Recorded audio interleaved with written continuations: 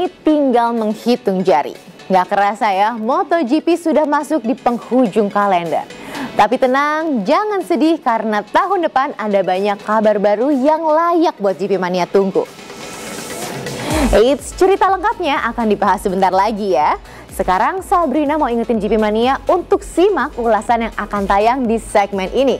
Karena akan ada pertanyaan yang berhadiah jam tangan keren. Dan nanti cara jawabnya kamu tinggal komen aja di postingan sosmed yang udah disediain. So, are you ready GP Mania? Here we go! Lights out! There he is, he goes up the inside, they lean on each other. Menyisakan 3 race ke depan, MotoGP mulai alihkan perhatian. Kalender 2023 sudah sedia jadi agenda. Perombakan signifikan jelas terlihat untuk musim depan. Portugal bertindak sebagai race pembuka. Qatar yang langganan jadi balapan perdana pindah ke akhir tahun.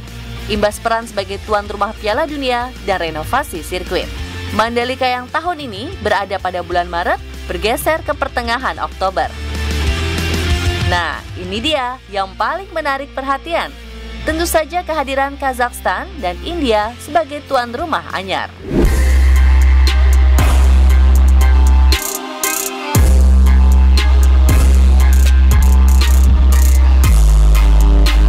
Balap otomotif bukanlah primadona di Kazakhstan. Seperti bangsa lain pada umumnya, sepak bola merupakan olahraga paling digilai disusul rugby dan ice hockey.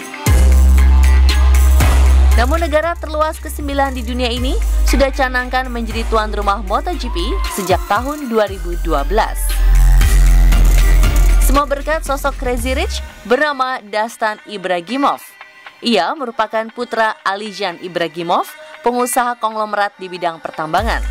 Klan Ibragimov menempati peringkat 4 di daftar orang terkaya di Kazakhstan. Dastan Ibragimov menjadi pencetus pembuatan Sokol International Racetrack. Hasrat menjadi tuan rumah MotoGP dibuktikan dengan menggandeng Jorge Lorenzo sebagai brand ambassador pada tahun 2016. Dastan menunjuk arsitek langganan lintasan balap, Herman Tilke, dengan biaya pembangunan mencapai 700 miliar rupiah.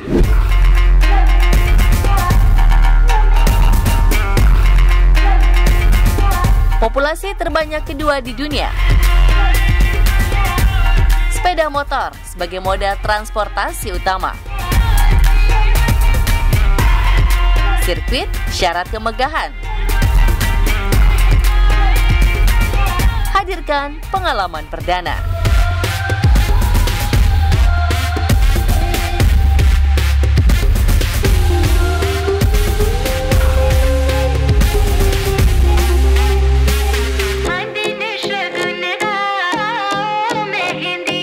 MotoGP siap turun balapan di India.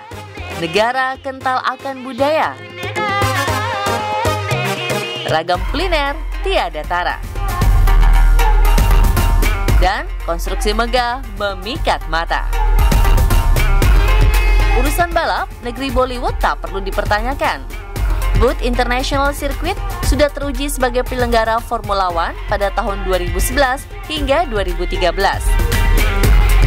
Meski sempat urung dari perhelatan kelas dunia selama 10 tahun, race di kawasan anak benua begitu dirindukan publik India. We're very happy and very proud, to start working on this project to bring MotoGP to India. It's really a huge market, probably one of the most interesting ones in the world for our manufacturers. It being, the biggest two-wheel market in the world. And a strong fan base for motorcycle racing and for MotoGP itself. Sepanjang gelaran MotoGP bergulir, ajang balap motor paling prestis di dunia ini sudah lakoni race di 74 sirkuit berbeda di 29 negara. Kehadiran destinasi baru tentunya hadirkan animo dan persaingan yang berbeda.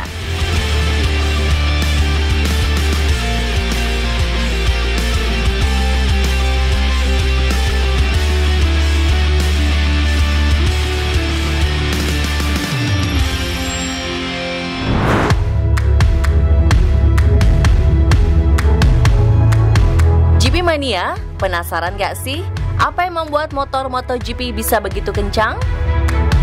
Lalu apa perbedaan signifikannya secara kasat mata? Kali ini, Top Speed punya komparasi tentang motor MotoGP dengan berbagai objek yang ada di sekitar kita. Lebih dari 160.000 km per tahun. Urusan kecepatan, bagaimana perbandingannya?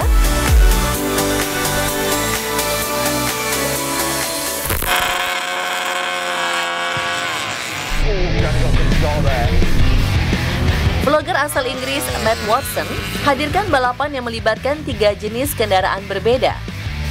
Watson mengendarai Porsche 911 Turbo S, sport car bermodal 650 horsepower, bobot lebih dari 1,5 ton, dengan bandrol nyaris menembus 3 miliar rupiah.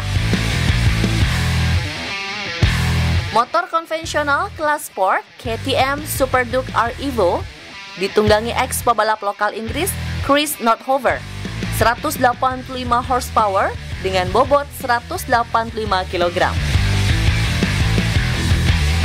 Kedua kendaraan tersebut siap beradu kencang dalam format drag race dengan Dani Pedrosa. Sang MotoGP legend menunggangi KTM RC16 yang turun balapan di MotoGP musim 2021. Beratnya paling ringan 157 kg. Mengingat ini motor prototype, detail mesinnya tidak akan dibocorkan Dani Pedrosa. Wah, rahasia-rahasiaan nih ya. Bakal menang gak nih lawan sport car super kece?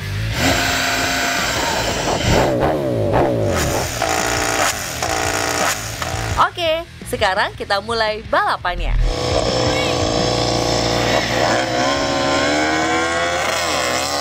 Beat both the bikes up the line.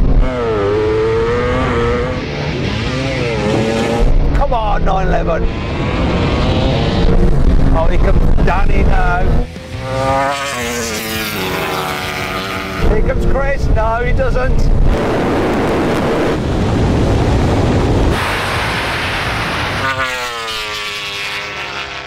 Sesuai dugaan, kuda besi terkencang di planet bumi unggul jauh.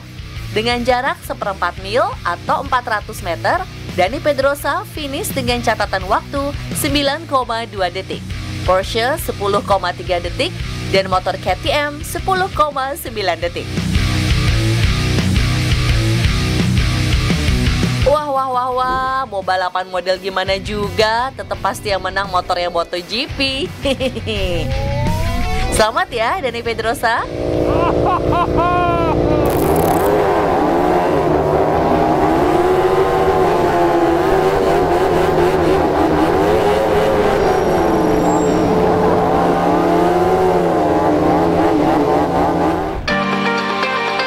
Waktunya Top Speed bagian kuis.